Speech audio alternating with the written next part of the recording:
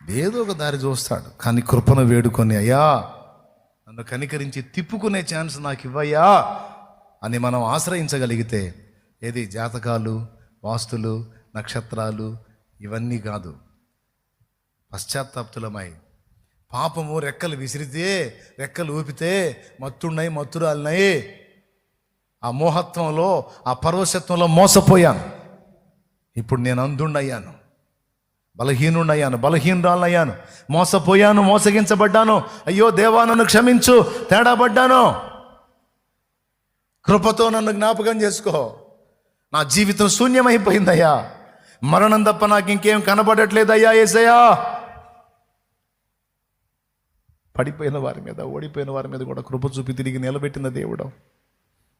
నా ఎడల కనికరం చూపమని దేవుని పాదాలు పట్టుకోగలిగితే,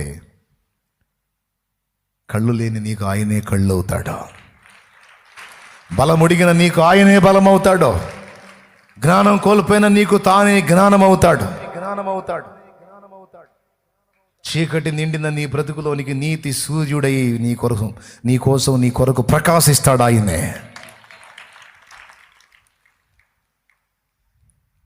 కానీ చాలామంది నేను చెప్పిన ఈ రూట్లో రాకుండా ఆ మోసంలోకి వెళ్తూ ఉన్నారు. మోసంలోనికి పాపం ఎప్పుడు కూడా పర్మనెంట్ సుఖాన్ని, సంతోషాన్ని ఇవ్వదు నాన్న.